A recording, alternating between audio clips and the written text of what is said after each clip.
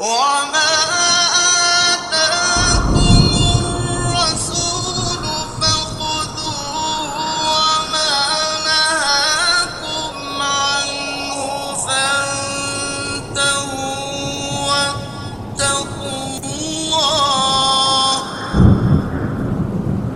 إن الله شديد العقاب. الحمد لله رب العالمين والعاقبة للمتقين والصلاة والسلام على امام المرسلين وعلى آلہ واصحابہ اجمعین وبعد. عزیز طلبہ، آج ہمارا سبق ناسخ الحدیث و منسوخہ اور اس کے ساتھ انشاءاللہ فصل ثالث کی الخبر المردود و اسباب ردہ، یہ اور ضعیف حدیث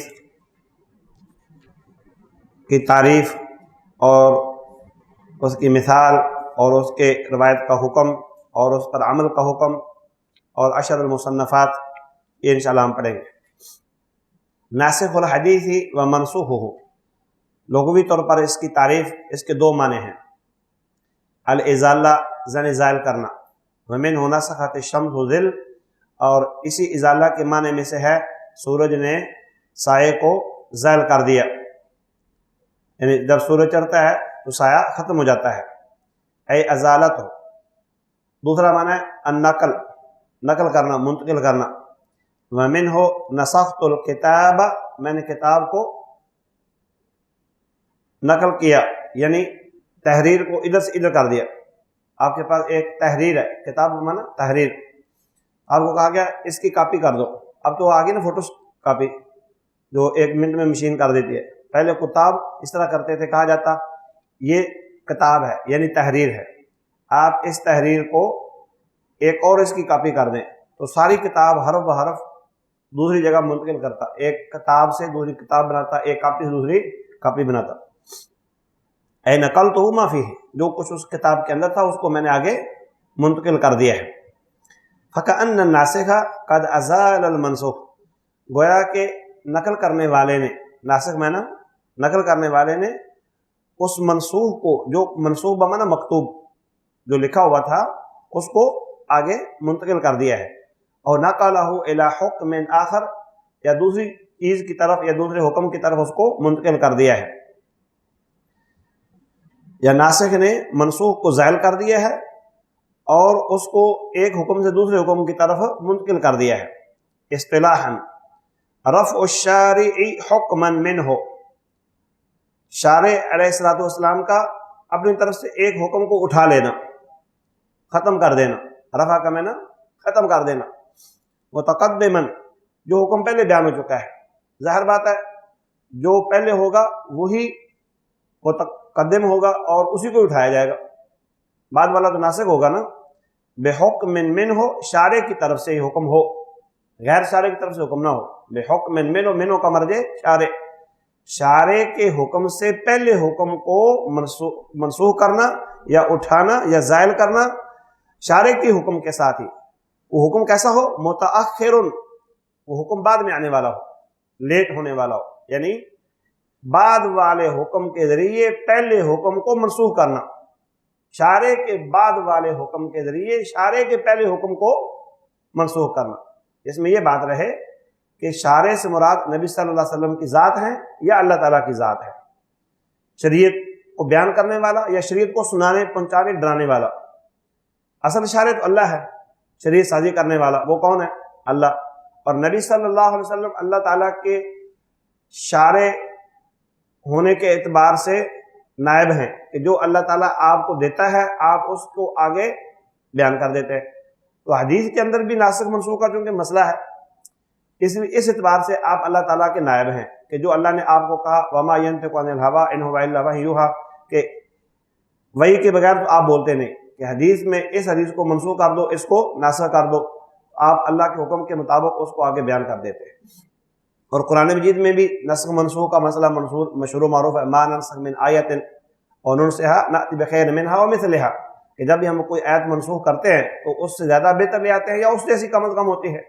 ایک وقت ایک حکم کی ضرورت ہوتی ہے، اعتراض لوگوں کے ذہن میں آ جاتا ہے بعض دفعہ کیا کہ یہ جی پھر شریعت کیسی ہے، کیا وہ پہلا کام غلط تھا؟ یہ الٹا اعتراض کرتے ہیں، پہلا کام غلط تھا، اس کو منسوخ کیوں کر دیا گیا؟ تو ایک وقت کی ضرورت ہوتی ہے، جب اس کی ضرورت پوری ہو گئی تو پھر اس کو منسوخ کر دیا گیا۔ اور تمام دنیا کی گورنمنٹیں، حکومتیں ایسا کرتی ہیں، وہ کہتے ہیں اس وقت کی وہ ضرورت تھی، آج کی ضرورت یہ ہے۔ حتیٰ کہ یہ فیملی کے اندر، گھر کے افراد کے اندر ہوتا ہے۔ مثلا آج سے پہلے لوگ ریڈیو استعمال کرتے تھے، جدید میڈیا اس وقت ریڈیو تھا، اس کی جگہ پر کتنی تبدیلیاں آئی ہیں جدید میڈیا کے اندر، یہ نیٹ کے اور کیبل اور اس کی جدید، اب یہ سوشل میڈیا جو آیا ہے اس نے سب کو پہلے زائل کر دیا ہے۔ تو اب کوئی دنیا کے اندر یہ نہیں کہہ سکتا مثلا اگر وہ ریڈیو پھر غلط تھا، ریڈیو کیوں جاری کیا اگر تم نے سوشل میڈیا پر آنا تھا؟ تو نیٹ وغیرہ کیبل اور یہ چیزیں کیوں آئی ہیں؟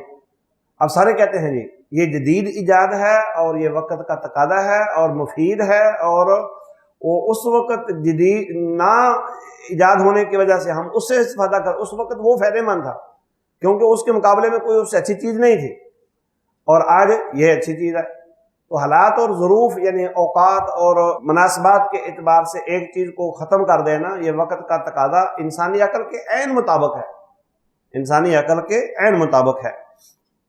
اہمیتہ و صعوبتہ و اشہر المبرزین فیہ، اس کی اہمیت کتنی ہے اور اس کا مشکل پن ہونا۔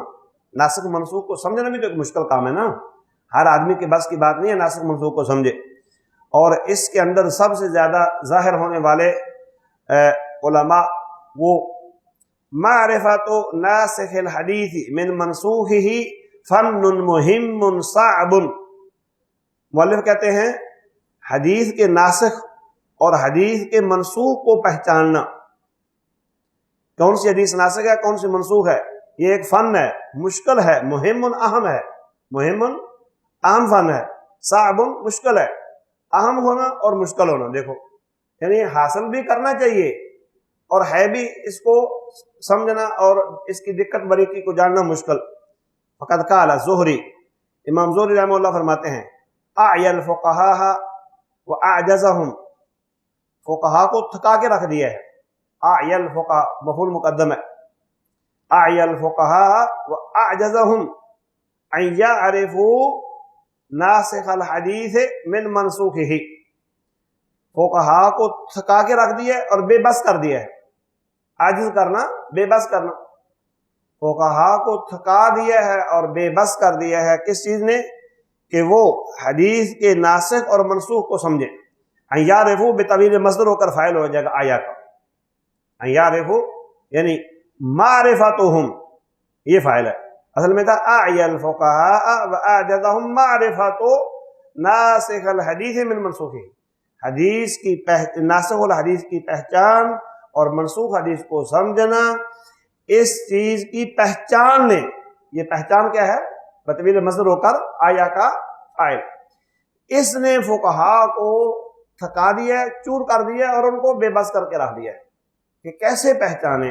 تاریخ کے ساتھ ان کی پہچان ہوتی ہے تو تاریخ کا پتہ نہیں چلتا، واقعات کی چھان پھٹک کرنا، اچھا یہ بدر کا ہے، یہ احد کا ہے، درمیان میں یہ واقعہ ہوا ہے، تو اس وقت تو تاریخ نہیں لکھی جا رہی تھی، تاریخ تو بعد میں لکھی گئی ہے، تاریخ تو بعد میں لکھی گئی ہے، تو وہ پھر اس سال میں اس پہلے معرکہ بدر اس وقت ہوا، اس طرح یعنی اصحاب الفیل کا واقعہ اس سال ہوا، اس سال بڑے بڑے جو واقعات ہوتے تھے انہیں واقعات کی روشنی میں تاریخ کو متعین کیا جاتا تھا، تو ان واقعات کو سمجھنا اور وقت کو، ان کے وقت کو متعین کرنا یہ بڑا مشکل کام تھا۔ واشر المبرزین فی هو الامام الشافعی، سب سے زیادہ اس کے اندر ظاہر ہونے والے وہ کون ہے؟ امام شافعی رحمہ اللہ۔ فقد كانت له فیہ الید الطول، ان کا اس میں بڑا لمبا ہاتھ تھا، یہ کنایا ہوتا ہے خوب معرفت حاصل ہونے سے، جیسے آپ اور میں کہتے ہیں اس کام کے پیچھے اس کا ہاتھ ہے، اس کام کے پیچھے اس کا ہاتھ ہے، اس کا ہاتھ کے مطلب کیا ہے؟ اس کی کاریگری ہے، اس کی مہارت ہے، یا اس کا تعاون ہے اور اس کی نصرت ہے، ہاں جی۔ والسابقۃ الاولی، یہ بھی اسی کا ہی مترادف ہے، یعنی اس کام میں ید طولہ یعنی خوب مہارت اور خوب تجربہ امام شافعی رحمہ اللہ کو حاصل تھا۔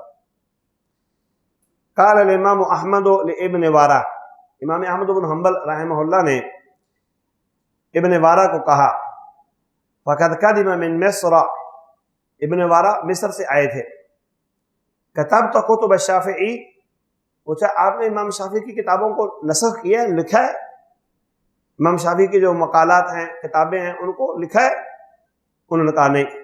فرمایا فرطت، تو نے ضائع کر دیا۔ فرط یفرط تفریط، ضائع کرنا، نقصان کرنا، تو نے نقصان کر لیا ہے۔ کیوں؟ ما علمنا المجمل من المفسر ولا ناسخ الحدیث من منسوخه حتى جالسنا الشافعیہ، ہمیں مجمل کا مفسر سے علم نہیں ہو سکا اور ناسخ حدیث کا منسوخ کے ساتھ علم نہیں ہو سکا، مگر امام شافعی کے ساتھ ہم مجالست کرتے، بیٹھتے، سمجھتے، وہ بتاتے یہ مجمل ہے، یہ اس کی تفسیر کر رہا ہے، اور یہ ناسخ ہے اور یہ منسوخ ہے، تو یہ ساری باتیں تو امام شافعی سے ہم نے سمجھی تھی، تو نے لکھی نہیں، تو اس کا مطلب یہ ہے تو نقصان کر کے آ گیا ہے۔ تو گویا کہ خلاصہ یہ نکلا کہ اس کے اندر جو ماہر لوگ ہیں، کام کرنے والے، وہ نادر ہیں، اور ان میں سے امام شافعی سب سے آگے ہیں۔ حتیٰ کہ امام احمد بن حنبل جو ان کے شاگرد خاص ہیں، انہوں نے یہ بات واضح کر دی کہ مجمل کیا ہے، مفسر کیا ہے، مفسر کون ہے، مجمل کون ہے، ناسخ کون ہے، منسوخ کون ہے، یہ وہ کہتے ہیں امام شافعی سے ہم نے سیکھا تھا۔ بما یعرف الناسخ من المنسوخ، کیسے پہچانا جا سکتا ہے ناسخ منسوخ کو؟ یعرف ناسخ الحدیث من منسوخ باحد هذه الامور، تو ذیل میں آنے والے چند امور کے ساتھ، امور میں نا نقاط، چند نقطوں سے اس مسئلے کو آپ سمجھ سکتے ہیں۔ کس کو؟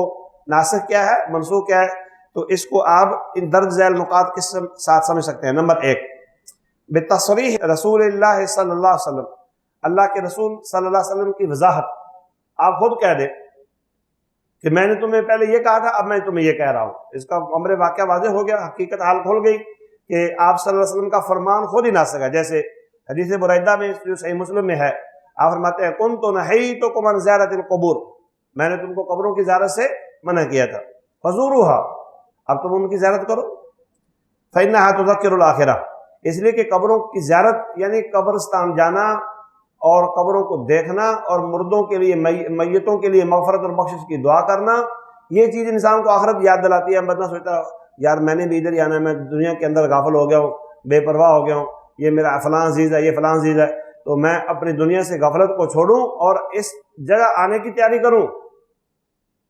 اب دیکھو نا، دو لفظ ہے، میں نے تم کو قبروں کی زیارت سے روک دیا تھا، اس کا مطلب یہ ہے کہ پہلے قبروں کی زیارت جائز نہیں تھی، فزوروها یہ اس کا ناسخ ہو گیا، تو اب قبروں کی زیارت جائز ہوگی، تو مطلب یہ ہوا کہ ایک حدیث پہلے قبروں کی زیارت، ایک حدیث کے اندر ہی دونوں کا بیان آ گیا، منسوخ پہلے والی کلام ہوئی اور بعد والی کلام ناسخ ہوئی، فزوروها یہ ناسخ ہوگی۔ یہی مؤلف نے کتاب کے تعریف میں کہا تھا کہ شارع کا حکم بعد والا شارع کے ہی پہلے حکم کو منسوخ کر دے۔ دوسرا اس کی پہچان کا طریقہ ہے صحابی کا قول، بقول صحابی، جیسے جابر بن عبداللہ رضی اللہ تعالیٰ عنہ کا فرمان ہے، کان آخر الامرین، یہ خبر مقدم ہے کانا کی، من رسول اللہ صلی اللہ علیہ وسلم ترک الوضو مما مست النار، نبی صلی اللہ علیہ وسلم کے معاملات میں سے آخری معاملہ یہ تھا کہ آپ نے ترک الوضو، وضو کرنا چھوڑ دیا تھا جس چیز کو آگ نے چھوا ہوا ہو، یعنی گوشت پکا ہے، سالن پکا ہے، سبزی پکی ہے، روٹی پکی ہے، وہ آگ پر پکتی ہے نا ہر چیز کھانے پینے والی، تو اب آپ صلی اللہ علیہ وسلم پہلے یہ کرتے تھے کہ جو چیز آگ سے پکی ہوئی کھاتے اس کے بعد وضو کرتے، لیکن جابر بن عبداللہ رضی اللہ تعالیٰ عنہ کہتے ہیں آخری معاملہ آپ کے یہ تھے، تو آخری معاملہ کیا فیصلہ کن ہوتا ہے، آخری معاملہ فیصلہ کن ہوتا ہے، لہذا اصل عبارت تھی کان ترک الوضو آخر الامرین، بات سمجھا گئی؟ عبارت کیا تھی؟ کان ترک الوضو آخر الامرین، وضو کا چھوڑ دینا یہ آخری بات تھی، آخری عمل تھا، آخری فیصلہ تھا، مما مست النار، جس چیز کو آگ نے چھوا یعنی آگ نے اس کو پکایا، تو اس کا مطلب یہ ہے کہ صحابی نے وضاحت کر دی ہے، نبی صلی اللہ علیہ وسلم کا وہ عمل جو آگ سے پکی ہوئی چیز کھا کے آپ وضو کرتے وہ کیا ہو گیا؟ منسوخ۔ اور وضو نہ کرنا آگ سے پکی چیز، یہ کیا ہو گیا؟ ناسخ۔ تیسری چیز بمعرفت التاریخ، تاریخ سے پہچان کر لو حاصل کہ ناسخ کون ہے منسوخ کون ہے۔ جیسے شداد بن اوس کی حدیث ہے افطر الحاجم والمحجوم، کہ حاجم سینگی لگانے والا، محجوم جس کو سینگی لگائی جائے، دونوں نے روزہ افطار کر لیا۔ محجوم یہ حاجم پر معطوف ہے کیونکہ حاجم فاعل ہے افطر کا، یہ نہیں ہے کہ حاجم نے محجوم کا روزہ افطار کر دیا۔ بات سمجھائی؟ محجوم مفعول نہیں ہے بلکہ وہ حاجم پر کیا ہے؟ معطوف ہے، اور حاجم کیا ہے؟ وہ افطر کا فاعل ہے۔ گویا کہ معنی یہ ہوا کہ حاجم سینگی لگانے والا، محجوم جس کو سینگی لگائی جائے، دونوں نے روزہ اپنا چھوڑ دیا۔ شروع میں یہ حدیث تھی، نوسکھا، اس کو منسوخ کر دیا گیا۔ عبداللہ بن عباس رضی اللہ تعالیٰ عنہ کی حدیث سے نبی صلی اللہ علیہ وسلم نے فرمایا احتجم، عبداللہ بن عباس کہتے ہیں احتجم وہو محرم صائم، نبی صلی اللہ علیہ وسلم نے سینگی لگوائی اس حال میں کہ آپ نے احرام بھی باندھا ہوا تھا، روزہ بھی رکھا ہوا تھا۔ اگر شاہد ہمارا کیا ہے؟ صائم، اگر روزہ افطار ہو جاتا تھا تو پھر آپ نے سینگی کیوں لگوائی روزے کی حالت میں؟ تو روزے کی حالت میں سینگی لگوا کے اپنے عمل سے گواہی دے دی کہ روزے کی حالت میں سینگی لگانا جائز ہے، اس سے روزہ افطار نہیں ہوتا۔ یہ روایت بھی مسلم میں ہے، یعنی وہو محرم صائم والی روایت آپ کے پاس بھی حاشیے میں وضاحت ہے، اور اوپر والی روایت ابو داؤد میں ہے۔ تو فقط ان کی تطبیق یہی ہو سکتی ہے، پیچھے ہم نے پڑھا نا کہ حدیث کا ظاہر آپس میں ٹکرا جائے۔ تو اب مثلا کوئی اگر یہ کہے یار ایک حدیث میں ہے کہ حاجم اور محجوم کا روزہ ٹوٹ جاتا ہے، دوسری حدیث میں ہے نبی صلی اللہ علیہ وسلم نے خود روزے کی حالت میں سینگی لگوائی ہے، تو کیسے تعارض رفع ہوگا؟ تو تعارض رفع ہونے کی طریقہ یہ ہے کہ پہلی منسوخ ہے، بعد والی ناسخ ہے۔ کیسے سمجھایا؟ کیونکہ نبی صلی اللہ علیہ وسلم نے عمل کر کے دکھا دیا ہے، عمل کر کے دکھا دیا ہے کہ روزہ افطار نہیں ہوتا۔ اچھا، اس میں بھی تھوڑا سا علماء کے نزدیک اشکال ہے، میں آپ کو بتا دوں۔ بعض کے نزدیک پہلی ناسخ ہے، کون سی؟ افطر الحاجم والمحجوم۔ وہ کہتے ہیں کہ نبی صلی اللہ علیہ وسلم پہلے سینگی لگوائی تھی روزے کی حالت میں، پھر آپ نے نہیں لگوائی کیونکہ آپ نے فرما دیا تھا افطر الحاجم والمحجوم۔ بعض علماء کی یہ بھی رائے ہے۔ اب اسی لیے تو یہ فن مشکل ہے، کس لیے؟ تاریخ کی پہچان نہیں ہے کہ پہلے آپ کا کون سا عمل ہے، پہلے قول ہے کہ فعل ہے۔ جنہوں نے کہا کہ پہلے قول ہے افطر الحاجم والمحجوم، انہوں نے کہا یہ منسوخ ہے اور فعل ناسخ ہے۔ جنہوں نے کہا فعل پہلے ہے، یعنی آپ نے پہلے سینگی لگوائی تھی، بعد میں آپ کا قول صادر ہوا، فرمان آیا افطر الحاجم، انہوں نے کہا یہ ناسخ ہے۔ ہمیں جو بات سمجھ آئی ہے وہ یہ ہے کہ سینگی لگوانے سے روزہ نہیں ٹوٹتا، بعد والا عمل یہ قول نبی صلی اللہ علیہ وسلم کے فرمان کا ناسخ ہے۔ فقد جاء فی بعض طرق حدیث شداد، کیونکہ ہم نے یہ جو دوسری روایت کو ناسخ بنایا کہ آپ نے روزے کی حالت میں افطاری سینگی لگوائی، اس کو کیوں ہم نے کہا ناسخ ہے؟ اس لیے کہ دلیل اس کی یہ ہے کہ بعض اسناد میں، حدیث شداد کی بعض اسناد میں یہ ہے ان ذلک کان زمن الفتح، یہ واقعہ فتح مکہ کے موقع پر ہے، اور فتح مکہ 10 ہجری کو ہوا، تو اس کا مطلب ہے کہ آخری معاملات میں سے ہے۔ فتح مکہ نبی صلی اللہ علیہ وسلم کی 11 ہجری کو وفات ہو گئے۔ وان ابن عباس صاحبہ فی حجۃ الوداع، اور نبی صلی اللہ علیہ وسلم کے ساتھی حضرت عبداللہ ابن عباس صحابی، وہ حجۃ الوداع میں بھی آپ کے ساتھ تھے۔ تو اس کا مطلب یہ ہوا کہ نبی صلی اللہ علیہ وسلم کا آخری عمل وہ روزے کی حالت میں وہ سینگی لگوانے کا ہے، اور یہ عمل ناسخ ہے اور پہلے والا منسوخ ہے۔ تو 3 طریقے ہو گئے جی، ایک اللہ کے رسول کا خود وضاحت کرنا، ایک صحابی کا وضاحت کرنا، ایک تاریخ کی پہچان کرنا، چوتھا اور آخری طریقہ بدلالت الاجماع، اجماع سے دلیل مل جائے۔ اجماع خود دلیل ہے شرعی، جیسے حدیث ہے من شرب الخمر فجلدوہ فإن عاد فی الرابعۃ فاقتلوہ، جو شراب پیتا ہے اس کو کوڑے مارو، اگر وہ چوتھی بار پیے پھر اس کو قتل کر دو۔ ایک بار پیس سا دی، دوسری بار سا دی، تیسری بار سا دی، اب نہیں بات آ رہا، اس کا یہی حال ہے، ختم کرو کہانی اس کی۔ لیکن امت کے نبی صلی اللہ علیہ وسلم کی اس حدیث کو خود آپ کے عمل نے منسوخ کر دیا، کیونکہ آپ صلی اللہ علیہ وسلم نے کسی آدمی کو اپنی زندگی کے اندر، اور نہ خلفائے راشدین نے اپنی زندگی کے اندر کسی کو شراب پینے کی وجہ سے قتل نہیں کیا۔ والاجماع، امام نووی کہتے ہیں دل الاجماع علی نسخہ، اجماع اس کے منسوخ ہونے پر دلالت کرتا ہے۔ اجماع کہتا ہے کہ یہ حدیث منسوخ ہے۔ والاجماع لا ینسخ، اور اجماع ایسی چیز ہے کہ جس کو منسوخ لا ینسخ ولا ینسخ، نہ منسوخ ہوتا ہے نہ اس کو منسوخ کیا جاتا ہے۔ ولکن یدل علی ناسخ، لیکن وہ ایک عمل کے منسوخ ہونے پر دلالت کرتا ہے۔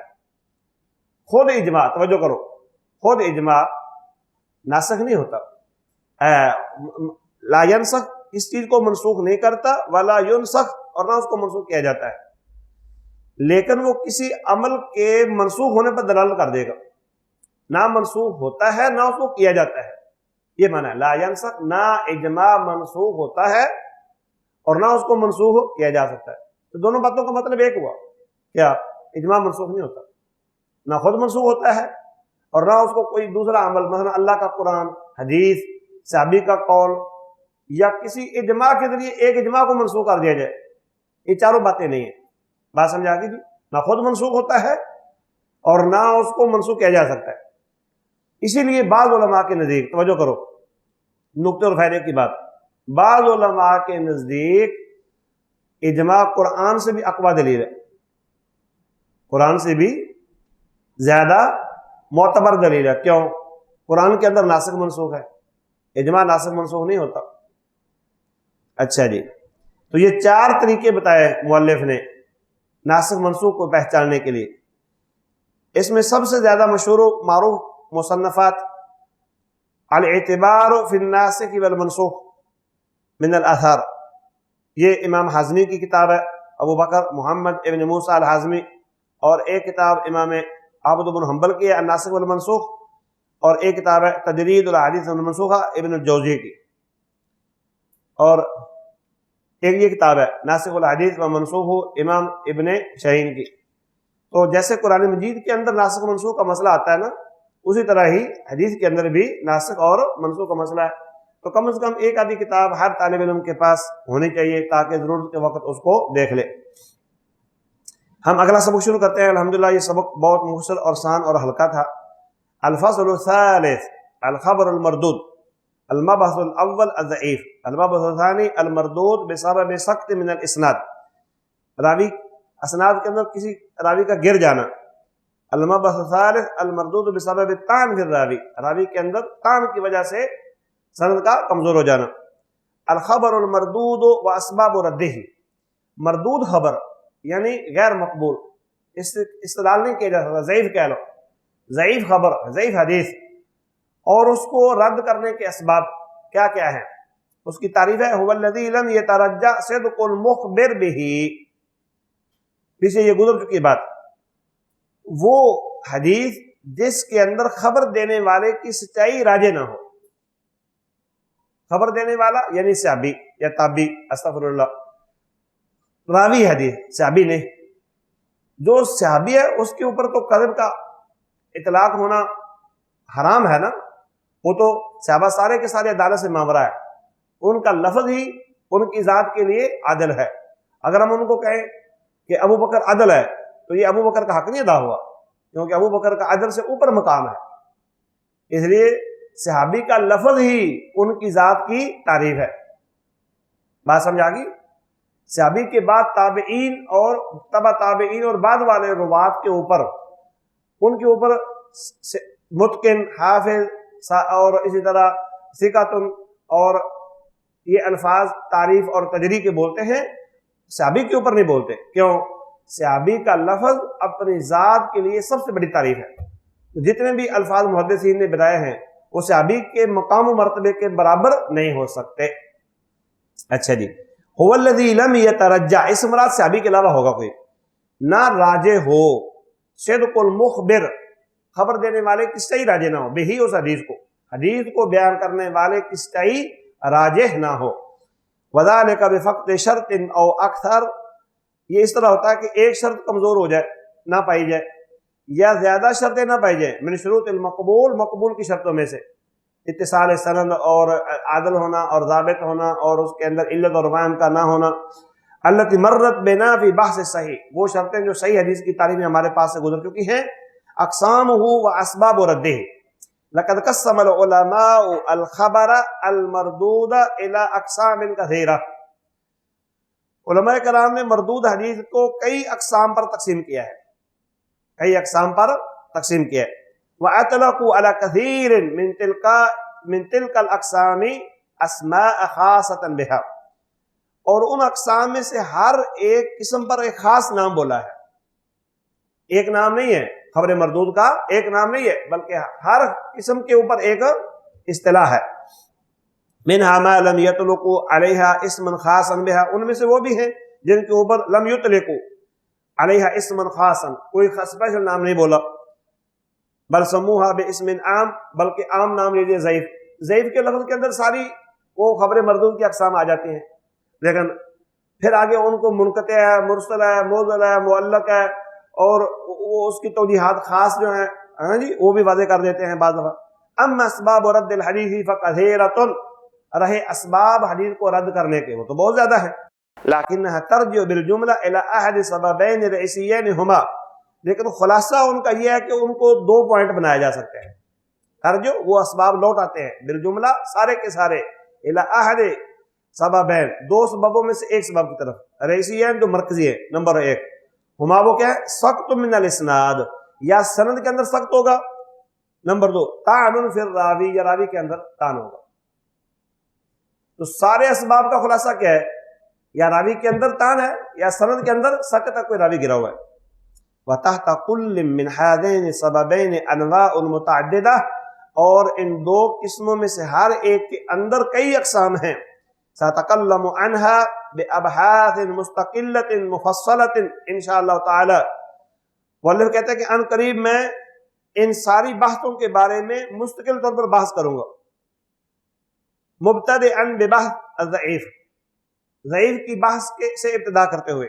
الذي يعتبر هو الاسم العام لنوع المردود، وہ کتاب وہ قسم جو عام ایک مردود حدیث کی قسم کے لیے عام نام ہے.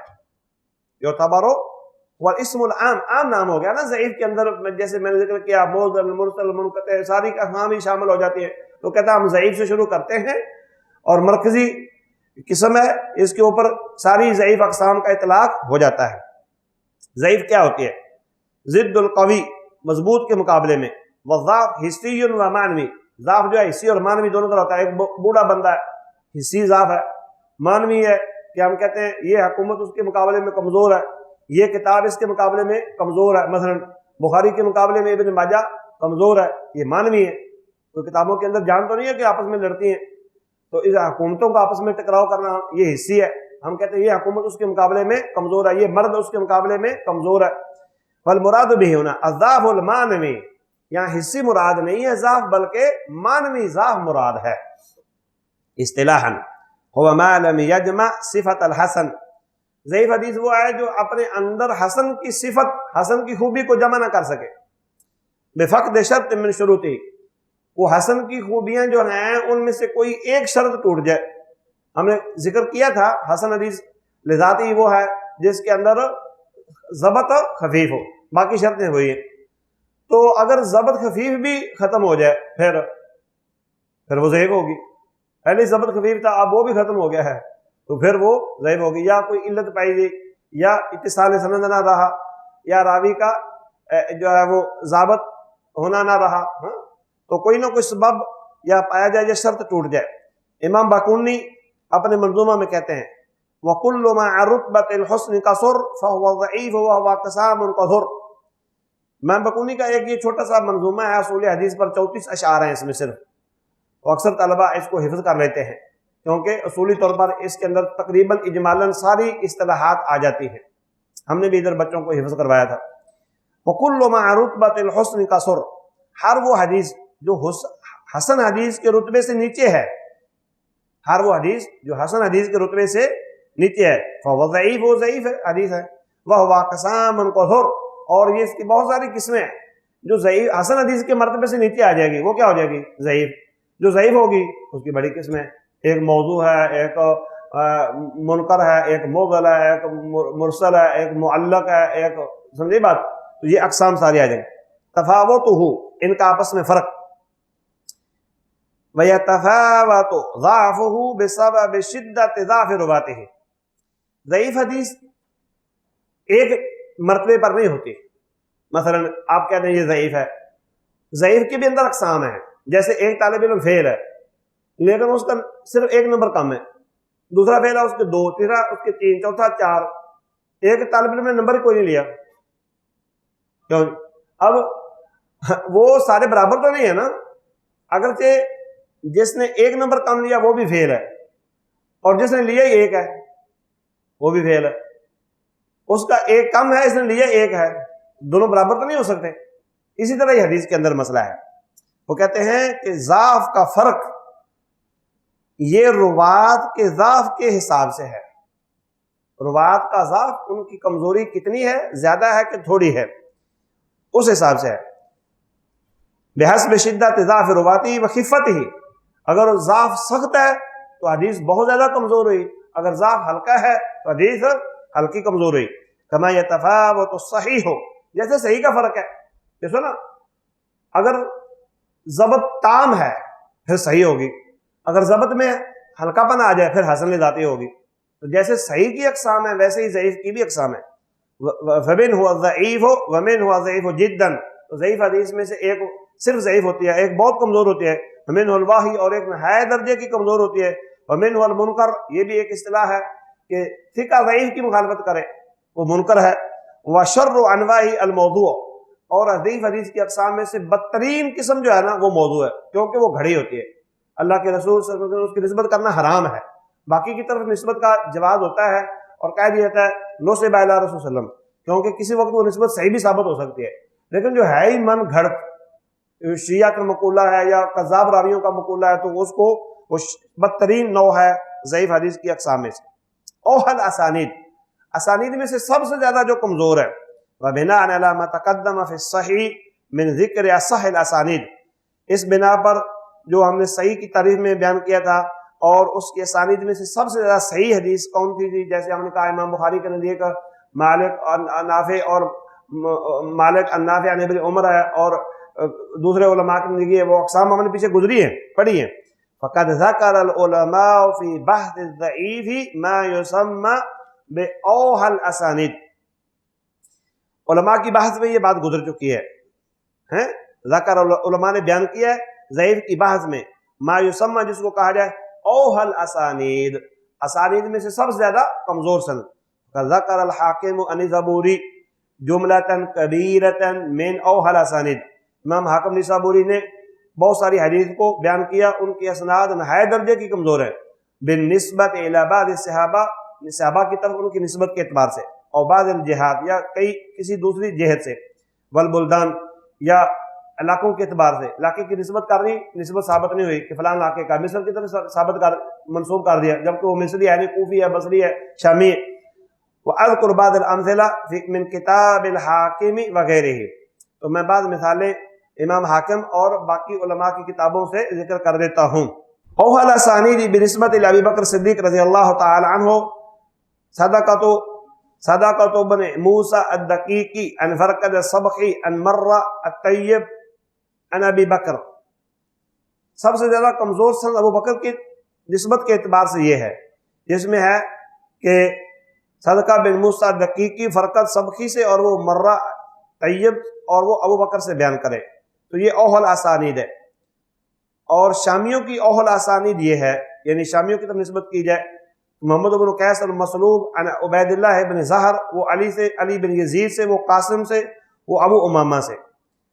اور اوہل اسانید ابن عباس، عبداللہ بن عباس کی طرف جو سب سے زیادہ کمزور سند ہے وہ ہے سدی صغیر کی، ایک سدی صغیر ہے، ایک کبیر ہے۔ سدی صغیر محمد بن مروان سے، وہ قلبی سے، وہ ابو صالح سے، وہ عبداللہ بن عباس سے۔ حافظ ابن حجر نے کہا هذه سلسلۃ القذب لا سلسلۃ الذهب، ایک سلسلہ ذہب ہوتا ہے اور ایک قذب ہوتا ہے۔ سلسلۃ الذهب جس میں سارے روات سونے جیسے ہوں، اس سے مہنگے ہوں، یعنی ثقات ہوں، متقن ہوں، حافظ ہوں، اور ایک میں جس میں کذاب کی لائن لگی ہوئی ہو، تو یہ سلسلۃ القذب ہے، یعنی عبداللہ بن عباس کی طرف منسوب کر کے گھڑ کے بنایا گیا۔ اس کی مثالیں جس کو ترمذی نے بیان کیا اپنی سند سے حکیم اسرم، اور وہ ابو تمیمہ جو حجیمی سے، وہ ابو ہریرہ سے، وہ نبی صلی اللہ علیہ وسلم سے بیان کرتے ہیں، فرمایا من اتی حائضا وامرأة فی دبرها وکاہنا فقد کفر بما انزل علی محمد۔ امام ترمذی کہتے ہیں، حدیث واضح اپنے معنی میں، امام ترمذی رحمہ اللہ کہتے ہیں اس حدیث کو بیان کرنے کے بعد، لا نعرف هذا الحدیث الا من حدیث حکیم الازہرم، ہم اس کو حکیم الازہرم کے واسطے سے جانتے ہیں، وہ ابو تمیمہ الحجیمی سے اور ابو ہریرہ سے بیان کرتے ہیں۔ پھر کہتے ہیں وضعف محمد، اور محمد کہہ کے امام بخاری مراد ہوتے ہیں، امام ترمذی امام بخاری کے شاگرد ہیں اور محمد ان کا نام ہے، بعض دفعہ بخاری کہتے ہیں، بعض دفعہ محمد کہہ دیتے ہیں۔ تو امام محمد یعنی امام بخاری رحمہ اللہ نے اس حدیث کو کمزور کہا، ضعیف قرار دیا۔ هذا الحديث ضعف محمد هذا الحديث من قبل اسناده، سند کے اعتبار سے اس کو کیا کہا؟ کمزور ہے۔ قلت، میں امام ترمذی کہتا ہوں، لأن في اسناده حکیم الازہرم، اس لیے کہ اس کی سند میں کون ہے؟ حکیم ازہرم، وقد ضعفه العلماء، علماء نے اس کو ضعیف قرار دیا ہے۔ فقد قال عنه الحافظ ابن حجر في تقریب التہذیب فيه لین، اس کے اندر کمزوری ہے۔ تو بعض علماء لین آخری درجہ کمزوری کا یہ ہلکا ترین لفظ استعمال کر لیتے ہیں، اس سے مراد بھی راوی کا ضعیف ہونا ہے۔ حکم و روایت ہے، اس حدیث کو بیان کرنے کا کیا حکم ہے؟ ضعیف حدیث کو یجوز عند اہل الحدیث وغیرہم روایت الحدیث ضعیفہ، بعض علماء اہل حدیث، علماء کا مطلب اہل حدیث کا مطلب محدثین، بعض محدثین کے نزدیک، یہ مؤلف کے نزدیک ہے، صحیح ترین موقف یہ نہیں ہے جو مؤلف بیان کر رہے ہیں، صحیح ترین موقف ہمیں ان کو نسبت بیان کرنی چاہیے، کون وہ یہ موقف اور ذہن رکھتے ہیں، بارکہ یہ مرجو موقف ہے جو بیان کر رہے ہیں، راجع موقف نہیں ہے۔ راجع موقف کسی ضعیف حدیث کو، چاہے اس کا تعلق عقیدے سے ہو، چاہے عبادت سے ہو، چاہے اخلاق سے ہو، چاہے معاملات سے ہو، کسی اعتبار سے بیان کرنا جائز نہیں ہے۔ لیکن یہ ان کی عبارت کی ترجمانی اور وضاحت ہے کہ ان کے نزدیک بعض ضعیف روایات، بعض محدثین کے نزدیک ضعیف روایات کو بیان کرنا جائز ہے۔ والتصاحل، روایت الحدیث ضعیف ہے، والتصاحل فی اسانیدہا، اور ان کے اسانید میں تصاحل برتنا، ان کے ضعف کو بیان کرنے کے بغیر، یعنی حدیث بھی بیان کرو اور اس کی نسبت بھی بیان نہ کرو، مثلا نسبت بھی بیان نہ کرنا اور یہ کہہ دینا کہ حدیث ہے تو یہ جائز ہے، یہ تو بہت زیادتی ہے، حدیث کے اندر، شرح کے اندر بہت زیادتی ہے۔ ایک بات نبی صلی اللہ علیہ وسلم ثابت نہ ہو اور اس کو آپ صلی اللہ علیہ وسلم کی طرف منسوب کر کے اور اس کو واضح بھی نہ کیا جائے کہ یہ کمزور ہے، یہ ضعیف ہے، تو من کذب علی متعمدا فلیتبوأ مقعدہ من النار ہے۔ جی، بخلاف الحدیث الموضوعہ، برعکس موضوع حدیث کے، فإنه لا يجوز روایتها، کیونکہ موضوع کا بیان کرنا بالکل جائز نہیں، الا ما بیان وضعها، مگر اس کی وضاحت کر دی جائے کہ یہ حدیث موضوع ہے، دو شرطوں کے ساتھ، ان لا تتعلق بالعقائد، کہ یہ ضعیف روایتیں جو ہیں جو محدثین کے ہاں مؤلف کے نزدیک بیان کرنا جائز ہے، ان کا تعلق عقیدے سے نہ ہو، جیسے اللہ تعالیٰ کی صفات ہے۔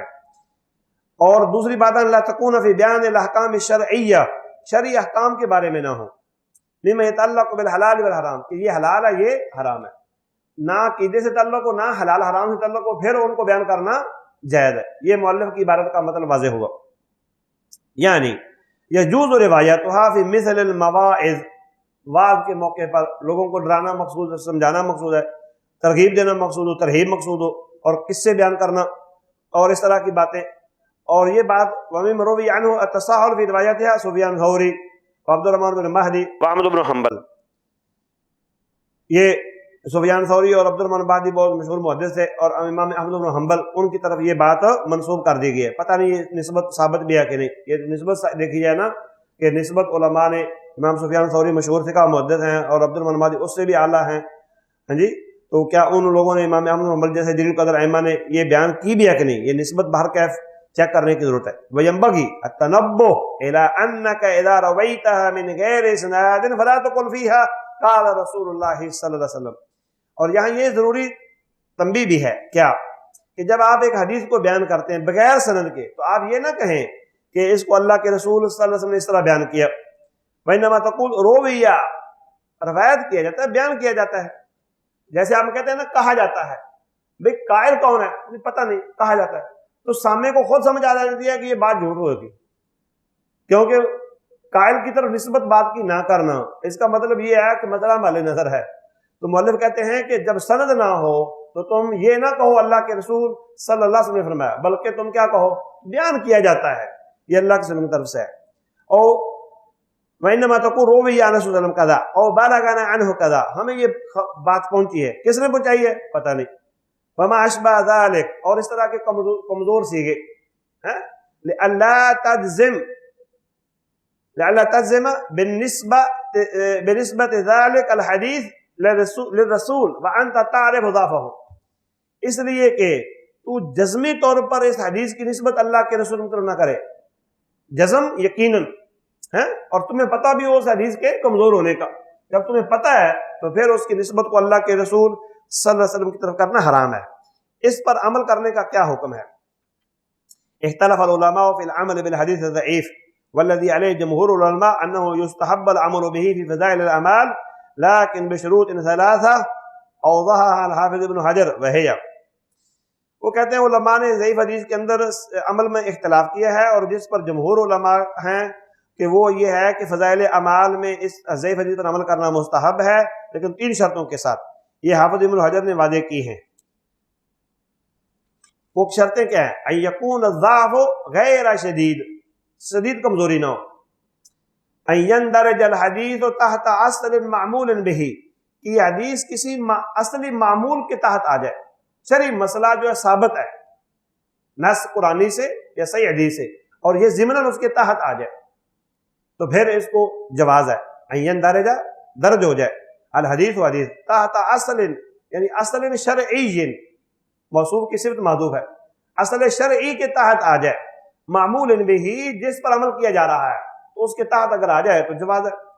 اللہ یعتقد عند العمل به ثبوتہ، تو ثبوت کے وقت عمل کے وقت اس کے ثابت ہونا اعتقاد نہ رکھے، اس کا جب عمل کر رہا ہے تو اس کا ثابت ہونا اس کا اعتقاد نہ کرے. بل یعتقد الاحتیاط، یہ احتیاط کا قاعدہ ہے، بلکہ احتیاط کا عقیدہ رکھے. ہو سکتا ہے جی احتیاطاً ہم کر رہے ہیں، یہ شرطیں نہایت کمزور شرطیں ہیں اور مطلب محل نظر ہیں، چاہے ابن حجر سے ثابت بھی ہو جائے ہم تب بھی نہیں مانیں گے. صحیح موقف جو ٹھوس اہل حدیث کا موقف ہے وہ یہ ہے، کسی بھی ضعیف روایت کو بیان کرنا، اس پر عمل کرنا جائز نہیں ہے، نہ مواعظ میں، نہ ترغیب میں، نہ ترہیب میں، نہ قصص میں، نہ اخبار میں. جب بیان کرنا ہی جائز نہیں ہے تو اس پر عمل کرنا کیسے جائز ہو گیا؟ شیخ البانی مشہور محدث اور دیگر علماء الحدیث نے اس کی خوب اپنے فتاوی صحیح الجامع کے مقدمہ میں شیخ البانی نے بڑی وضاحت کی ہے. شیخ الجامع صغیر و زیادہ کے مقدمہ میں شیخ البانی نے بہت وضاحت کی ہے اور ٹھوس موقف کتاب و سنت کے مطابق محدثین کا بیان کیا ہے کہ یہ جائز نہیں ہے ضعیف حدیث کو نہ قولاً نہ فعلاً بیان کرنا، نہ قصص اخبار میں، نہ ترغیب ترہیب میں. سب سے زیادہ اس کے اندر مشہور مصنفات جو ضعیف حدیث کے جہاں مل سکتی ہیں ان کا گمان ہو سکتا ہے، الکتب التی صنفت فی بیان الضعفاء کا کتاب الضعفاء لابن حبان، ضعفاء کی کتاب جو ابن حبان کی ہے، اور میزان الاعتدال امام ذہبی کی، وہ اس کی بہت ساری مثالیں ذکر کرتے ہیں جو ضعیف روایتیں ہیں، بے سبب روایت اولئک الضعفاء لہا، جو ضعیف روات نے ہی بیان کی ہیں. اور وہ کتابیں التی صنفت فی انواع من الضعیف خاصۃ، جو اسپیشل ضعیف روایتوں کو بیان کرنے میں بیان ہوئی ہیں، جیسے مراسیل کی کتابیں ہیں، علل کی کتابیں ہیں، اور مدرج کی کتابیں ہیں، اور اس طرح مراسیل امام ابو داؤد کی کتاب ہے، امام دارقطنی کی علل جو ہے، ان کے اندر یہ ضعیف روایات خوب بیان ہوئی ہیں. تو برکہ پچھلی بات مکمل ہوئی، وہ کیا تھی؟ ضعیف روایت کو بیان کرنا اور اس پر عمل کرنا کسی اعتبار میں صحیح ترین موقف کے مطابق جائز نہیں ہے. مؤلف کے کتاب جو ہمارے نصاب میں تھی اس کی وضاحت ہوگی. چھوٹی سی بحث ہم لے لیتے ہیں 5 منٹ کے اندر. المردود بسبب سقط من الاسناد، سند کے اندر کمزوری کی وجہ سے سقط راوی کا گر جانا ہے جی. تو یہ جو سقط ہے اس کی وجہ سے اگر ایک روایت کمزور ہوئی ہے تو اس کا کیا حکم ہے؟ المراد بالسقط من الاسناد، المراد بالسقط من الاسناد انقطاع سلسلۃ الاسناد بسقوط راو، وہ ٹوٹ جانا ہے سند کا سلسلہ وہ کیا ہے؟ المراد بالسقط من الاسناد کیا ہے؟ انقطاع، یہ خبر ہے. المراد بالسقط من الاسناد کیا ہے؟ مبتدا. اور کیا ہے اس کو؟ وہ اسناد کا سلسلہ ٹوٹ جانا ہے بسقوط راوin، کسی ایک راوی کے گرنے سے، اور اکثر یا زیادہ، آمدن جان بوجھ کر، بعض راوی اس کو جان بوجھ کے گرا دیں، اور من غیر عمد، یا غیر عمد یعنی جان بوجھ کے نہ گرائیں، من اول السند اور من آخر ہی اور من اثناء سقوطا ظاہرا و خفیا، چاہے سند کے شروع سے گر جائے یا آخر سے یا درمیان سے، ایسا گر جانا چاہے ظاہری ہو چاہے خفیہ طور پر ہو، جیسے علل حدیث میں خفیہ آتا ہے. انواع السقط، یتنوع السقط من الاسناد بحسب ظہور و خفاء الی نوعین، حدیث کی سند سے راوی کا گر جانا بحسب ظہور، یہ اس کی قسمیں ہیں. یتنوع السقط اس کی قسمیں ہیں. من الاسناد، اسناد میں سے اس کے راوی کے ظاہر ہونے کے اعتبار سے اور چھپنے کے اعتبار سے دو قسمیں ہیں. سقط ظاہر، وهذا النوع من السقط يشترك في معرفة الأئمة وغيرهم من المشتغلين بعلوم الحديث، ويعرف هذا السقط من عدم التلاقي بين الراوي وشيخه. اما يعرف، یہ پہلے لفظ ہے يعرف هذا السقط، یہ جو ہے نا نوع سقط کی، يشترك في معرفة الأئمة وغيرهم، ائمہ کرام بھی اس کو پہچان لیں گے اور ائمہ کے علاوہ باقی لوگ بھی، عام استاد بھی اس کو پہچان لے گا. جو بھی حدیث کے علوم کے اندر مشتغلین ہیں، مصروف ہیں، بزی ہیں، حدیث کے پڑھنے پڑھانے والے ہیں، اصول حدیث کو پڑھتے پڑھاتے ہیں، ان کو بھی پتہ چل جائے گا. اور بڑے بڑے ائمہ کے بعد بخاری، امام علی بن مدینی اور اس طرح ان کو پتہ چل جاتا ہے. یہ سقط پہچانا جاتا ہے من عدم تلاقی، ملاقات نہ کرنے کی وجہ سے. عدم تلاقی، تلاقی میں نا ملاقات، عدم تلاقی نفی ہوگی ملاقات.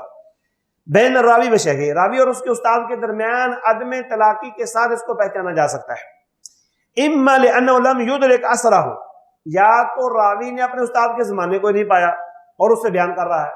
تو آپ سارے سمجھ جائیں گے کہ جب اس کے زمانے میں کہوں مجھے حافظ محمد گوندلوی نے بیان کیا، تو میں حافظ محمد گوندلوی کے زمانے کو میں نے پایا ہی نہیں، تو آپ سارے کہیں گے کہ یہ بات جو غلط کر رہے ہیں، ایسے بندے کی طرف اپنی بات نسبت کر رہے ہیں جس کے انہوں نے زمانہ نہیں پایا.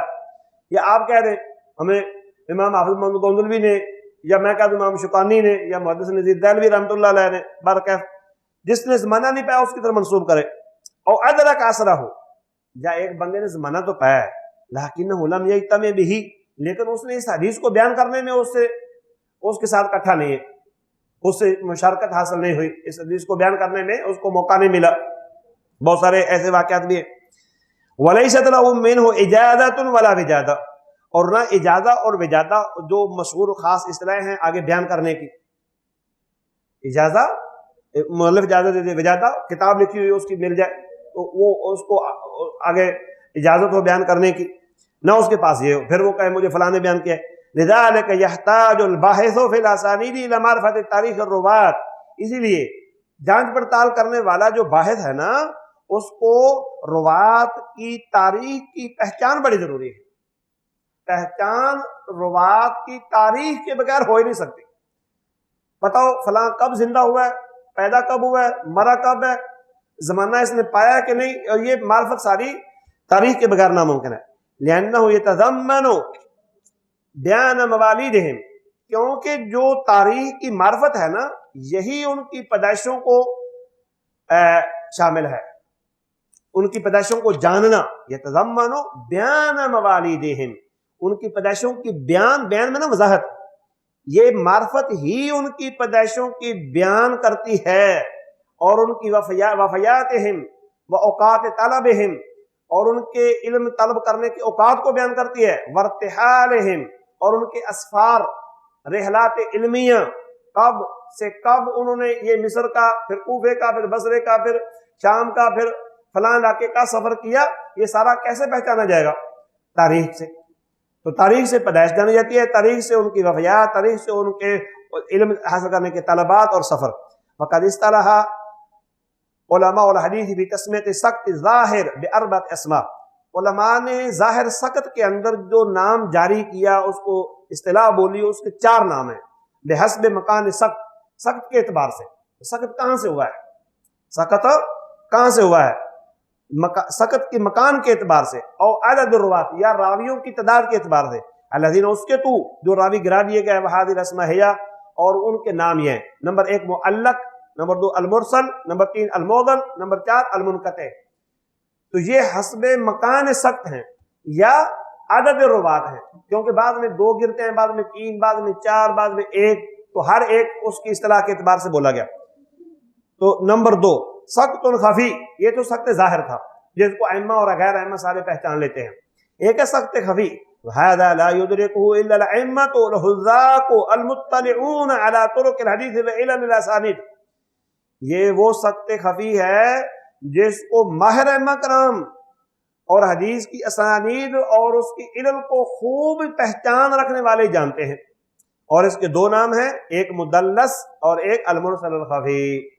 تو آخری جو سقط خفی ہے یہ حذاق یعنی ماہر ائمہ کرام ہی جانیں گے، اور باقی ائمہ کرام جو عام لوگ ہیں، جرنل لوگ ہیں، چھوٹے استاد ہیں یا طلبہ ہیں، وہ نہیں پہچان سکتے۔ وَإِلَيْكَ بَحْثَ هَذِهِ الْمُسَمِّيَاتِ السِّتَّةِ مُفَصَّلَةً، وَإِلَيْكَ بَحْثَ هَذِهِ الْمُسَمِّيَاتِ السِّتَّةِ مُفَصَّلَةٍ عَلَى التَّوَالِي، اور تو لازم پکڑ، الے کیسے میں نا لازم پکڑ، سمجھ لے، حاصل کر لے ان 6 ناموں کی تفصیلات کو جو ترتیب کے ساتھ آ رہی ہیں۔ تو انشاءاللہ اگلے سبق میں معلق، پھر مرسل 2، پھر معضل 3، پھر منقطع 4، پھر مدلس 5، اور پھر آگے جناب اس کے ساتھ المرسل خفی 6۔ یہ 6 سقط ظاہر اور سقط خفی کے ساتھ تعلق رکھتی ہیں، 4 کا تعلق سقط ظاہر سے اور 2 کا تعلق سقط خفی سے۔ یہ انشاءاللہ ہم لیں گے۔ اللہ تعالیٰ سے دعا ہے کہ اللہ تعالیٰ ہمیں صحیح موقف اور صحیح منہج اصول حدیث کا سمجھ کر اس کے مطابق اس کی نشر و اشاعت اور عمل کرنے کی توفیق نصیب فرمائے۔ واللہ تعالیٰ عالم، وما توفیق الا باللہ، وآخر دعوانا ان الحمد للہ رب العالمین۔ مولاي صل وسلم